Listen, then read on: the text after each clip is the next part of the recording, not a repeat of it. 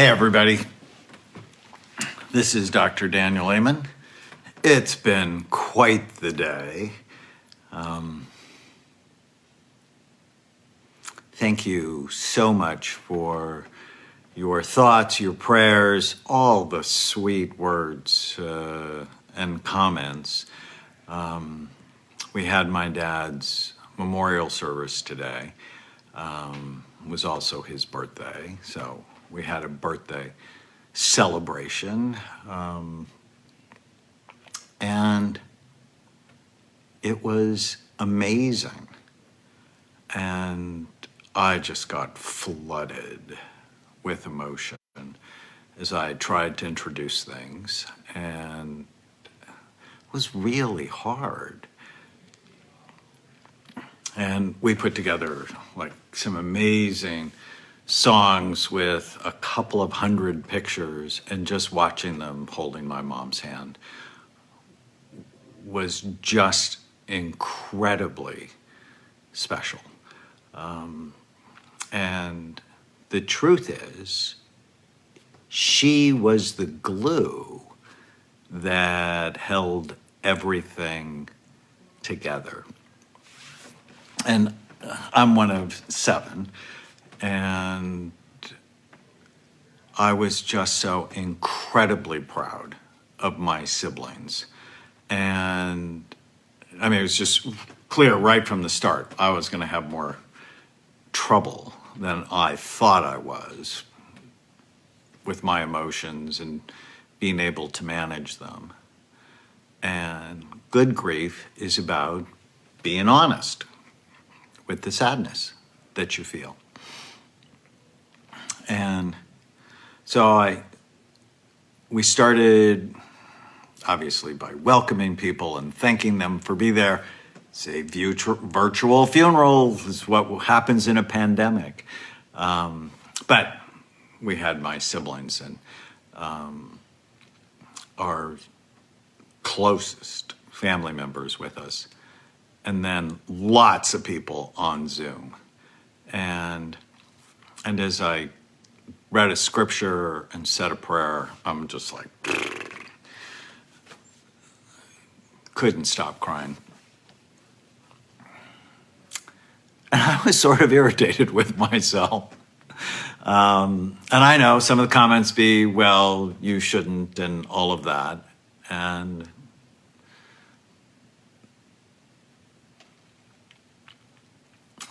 But then my sisters got up, and they just did the most beautiful, articulate, funny, smart tributes to my dad.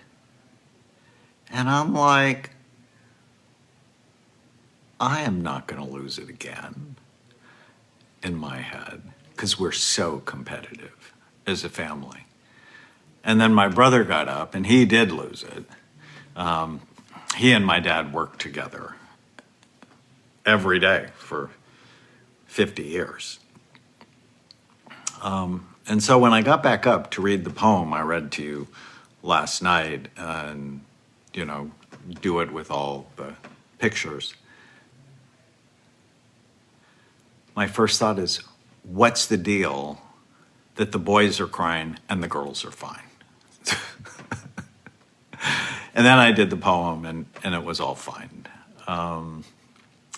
Such a special day. But I realized that when you're doing a memorial service, my dad was gone, we're honoring him, but it's really for my mom and for us and for the grandchildren and great-grandchildren. There's actually one great-great-grandchild. It's really to teach them how to mourn and how to grieve. And it's a process. And whenever you have a big family, you always worry there's going to be trouble, but there wasn't hardly any alcohol, which I'm a fan of. Intense emotion and alcohol often cause significant trouble, right? I mean, that's the 40-year psychiatrist in me speaking.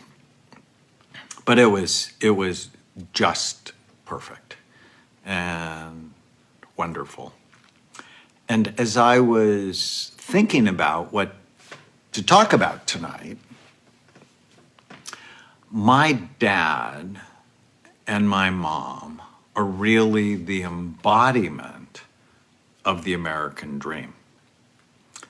From immigrant parents who came through Ellis Island on my dad's side, all of them from the area where Lebanon is today. My grandfather worked in a foundry making steel for cars for General Motors in Flint, Michigan. And my dad grew up very poor, but he had a very strong work ethic. And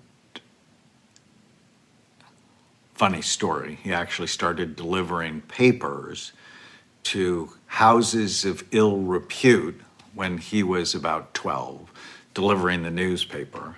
And he said he never lost a quarter, so I'm proud of him for that. And then he started working in a grocery store and ended up owning a chain of grocery stores that were grossing over $100 million a year. And he ended up being the long-term chairman of Unified Grocers, which is a $4 billion company.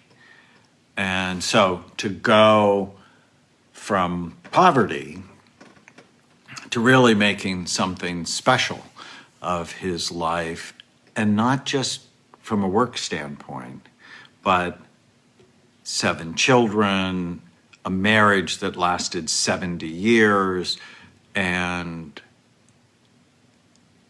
children that he's proud of, all of them.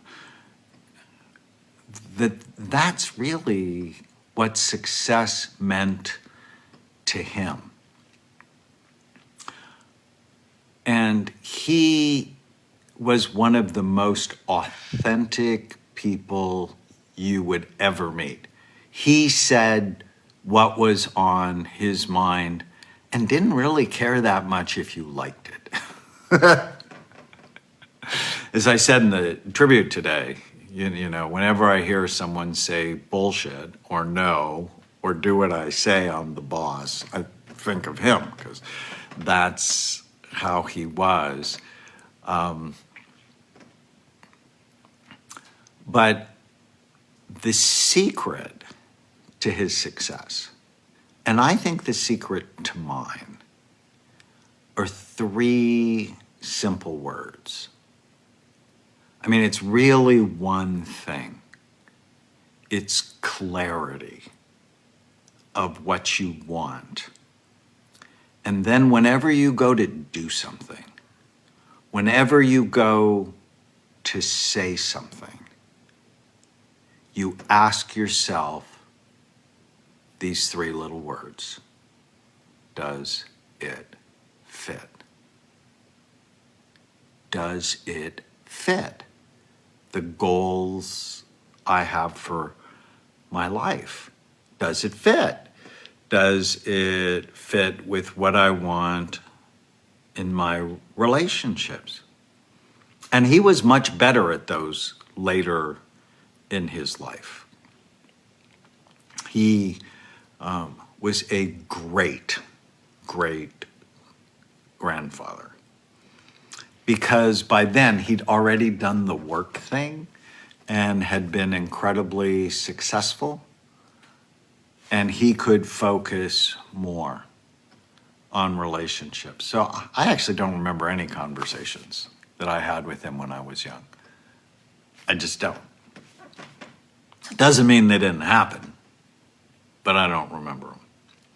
I had all sorts of conversations in the last 10 years of his life, more in the last 5, as I've talked about. His relationship, his and my relationship, really was healed 5 years ago when he was really sick And he stopped making fun of me and went, tell me what you want me to do, because I'm sick of being sick. And from that moment on, we could talk for hours together. Actually, every Sunday we worked out together. So now every time I go to the gym, I'm thinking of him. And if you really want to be successful, yes, you have to have a better brain. I mean, it's a big lesson of my life. Having a better brain leads to a better life. But the first thing is knowing what you want. And then going, does it fit? And what I want you to do in a very specific way, I do this every year formally, and then I'm always revising, editing. I do an exercise called the one-page miracle. It's on our online program, BrainFit Life. If you go to mybrainfitlife.com, I have the directions there, but I'm going to give them to you now. It's write down on one piece of paper or one computer form, like a Word document, but only one page. What do you want? In a very specific way. What do you want in your relationships? What do you want for your work? What do you want for your money? And what do you want for yourself, for your physical, emotional, and spiritual health? What do you want? So, for example, with Tana, with my wife, and we've done lots of live chats, and we're the same when we're sitting here talking to you than when we sit with ourselves. Why? Because we're really good at answering that question, does it fit? So we have very clear goals for our relationship, and it's super simple. And I would ask yourself with your partner, or with your children, or with your mother, well, what do you want? And for Tana and I, we want a kind, caring, loving, supportive, passionate relationship. We always want that. We don't always feel like that. Like, I get rude thoughts in my head all the time. And as long as I've slept, and I don't drink, so that doesn't take my frontal lobes offline, but eaten reasonably well that day, kind, caring, loving, supportive, passionate relationship is always in my head. So when that rude thought comes in my head, I go, well, does it fit? And the rude thought doesn't fit. Because I know I have power in our relationship. And I know exactly what to do to make her yell at me. I'm very clear in my head, but I choose not to do it. Why? It doesn't fit. It doesn't fit. And so why would I ever do something that doesn't fit the goal I have for my relationship? And what's the relationship I have with my mother? What's the goal? The goal is to keep her around as long as I can. But keep her around with health and love and warmth and kindness. She's had 6 months from hell. In November, she broke her hip. Both of them were so much healthier 6 months ago. And I thought that might take her out.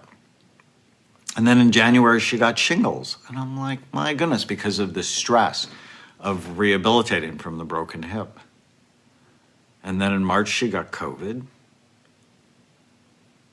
And she actually bounced back. And I thought it wasn't going to be her. I was surprised it was my dad. And today she was really great. And so I know, right? I mean, you know this now more than ever. I knew it before, that the death dragon comes for all of us. I get that. And when you're 65, I mean, you've had enough people die. And when you're a doctor, you get it. And so knowing time is limited, my goal is to spend as much time as I can with her, being loving and supportive. So I went last today among my siblings.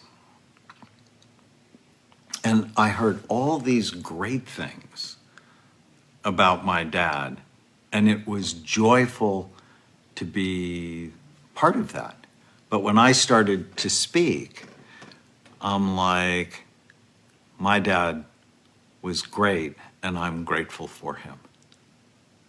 My mother was the glue that held everything together.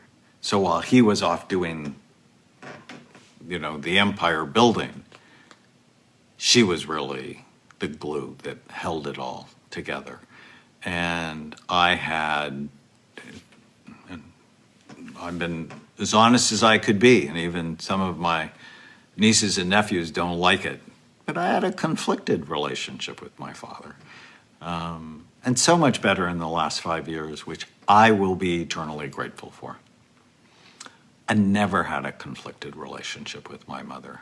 I think she's the best mother that ever lived. 7 children, 50 grandchildren, great-grandchildren. She knows everybody's name, everybody's birthday. She's everybody's best friend.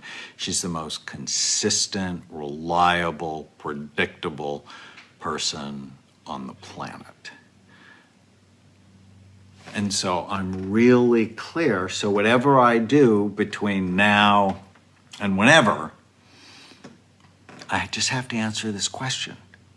Does it fit? And, I have 4 children and 2 nieces that live with us. And I always tell them, the goal is not to be your friend.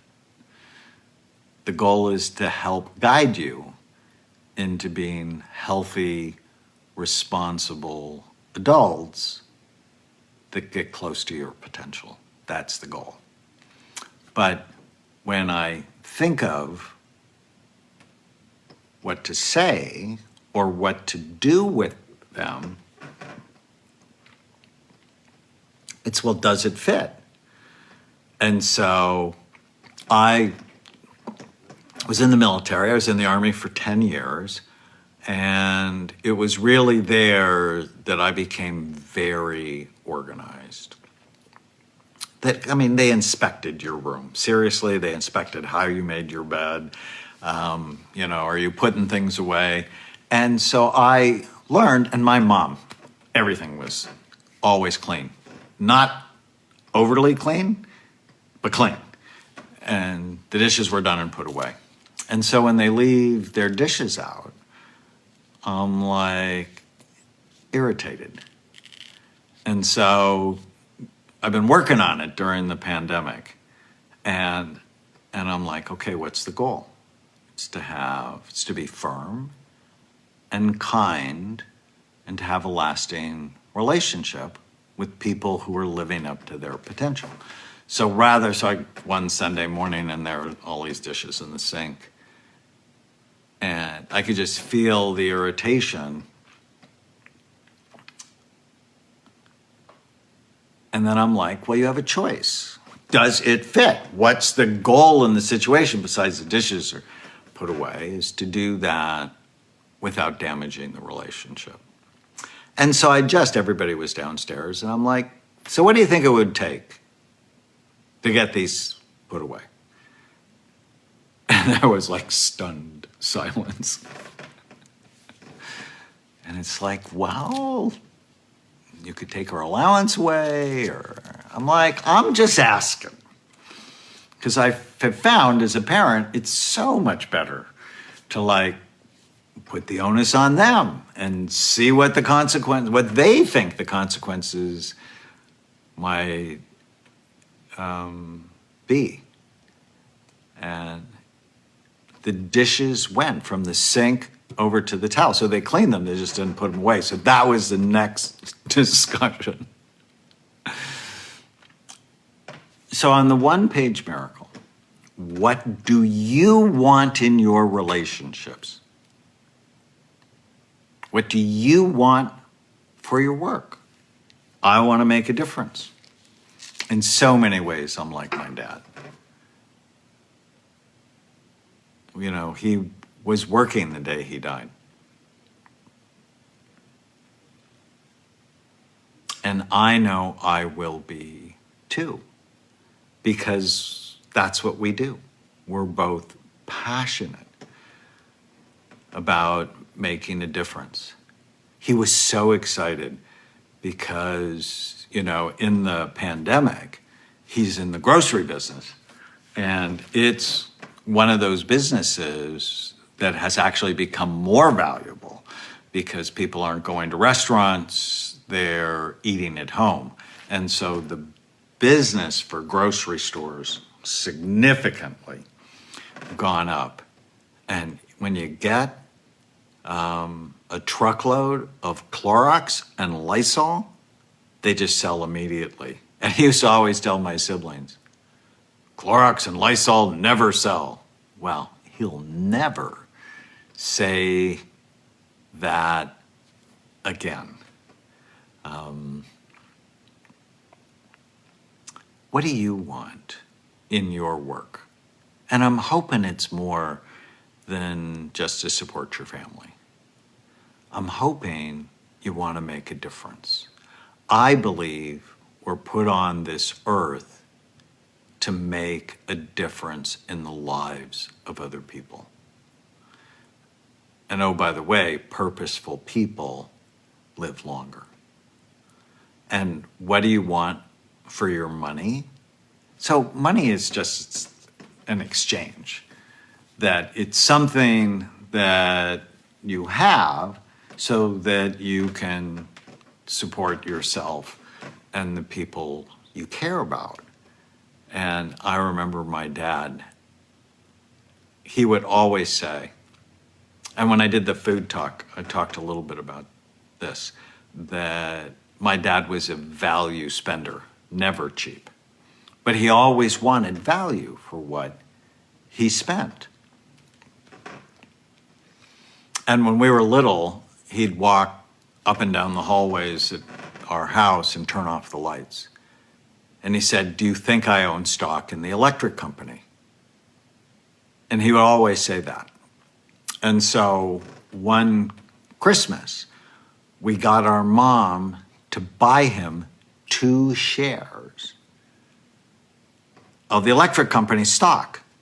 And so even today, he gets dividends. I mean, sometimes they're like $5, just to sort of shut him up.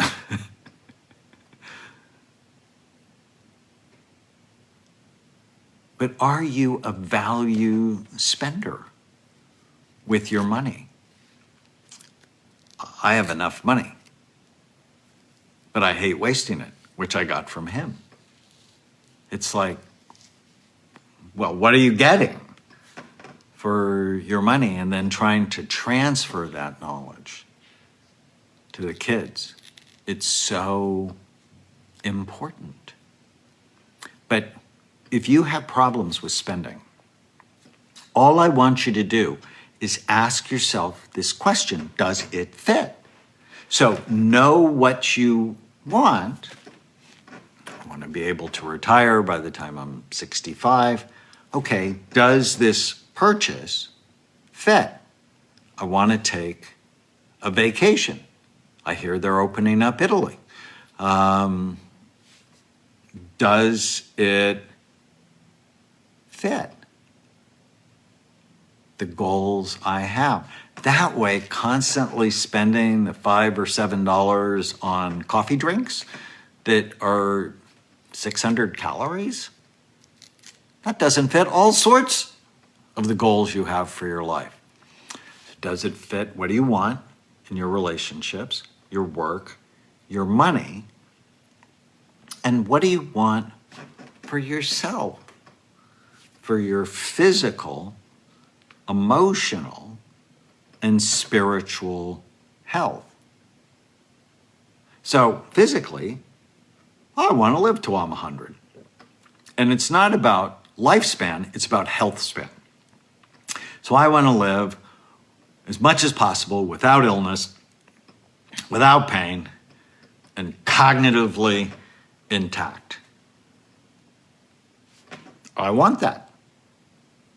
So does being overweight fit? No, it's a risk factor for over 50 medical diseases, including dying from COVID-19.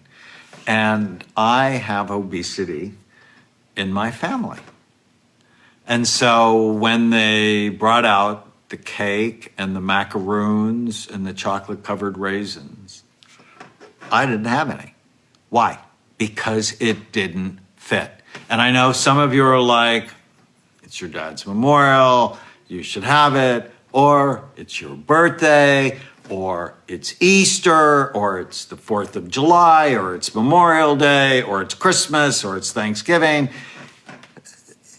There's always an excuse to hurt yourself. But if you have obesity in your family and you don't want to be obese, you just have to go, does it fit?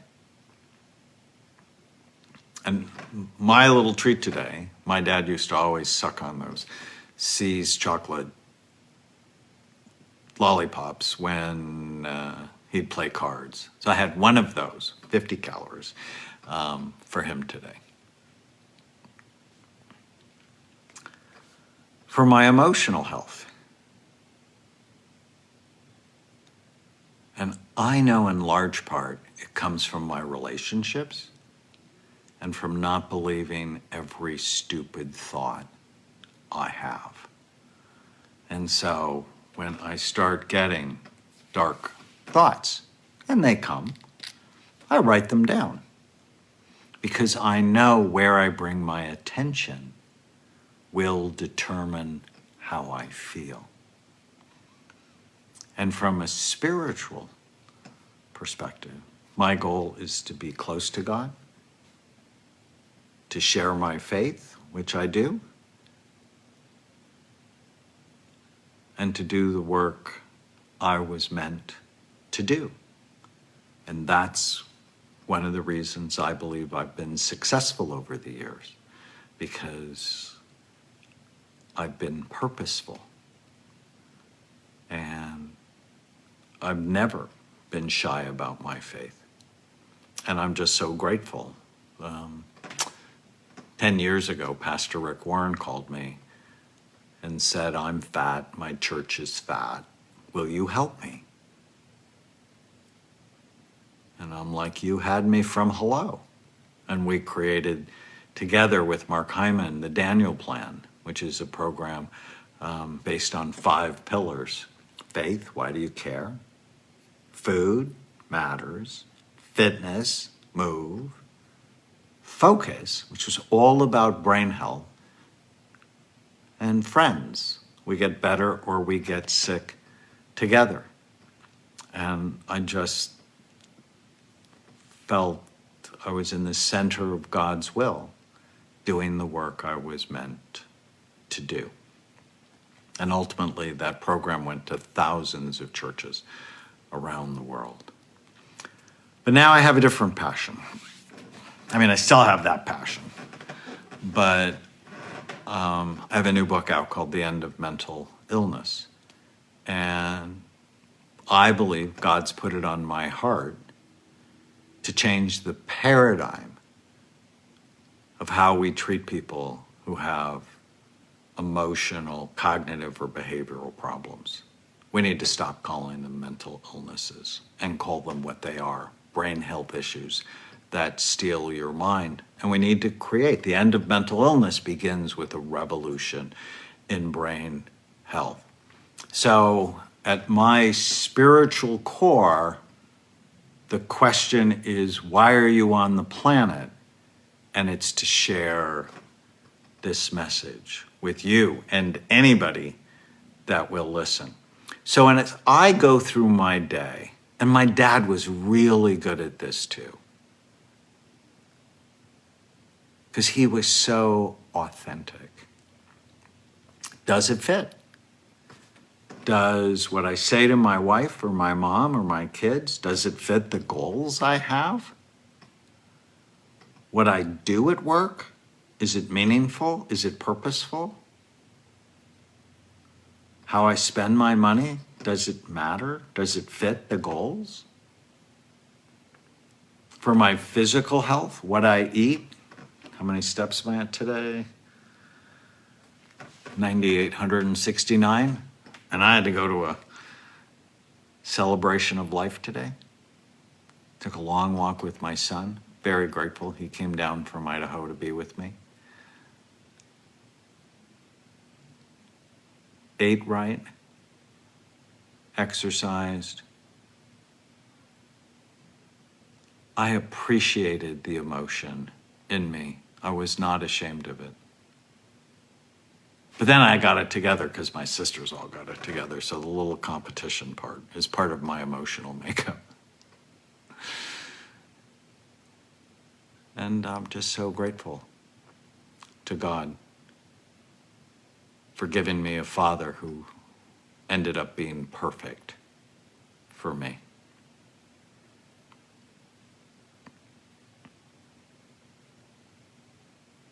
Thank you so much for watching, for the supportive messages. I am grateful for you, and I wish you health and safety.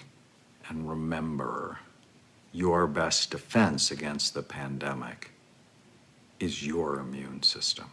Take care of it. Night, everybody.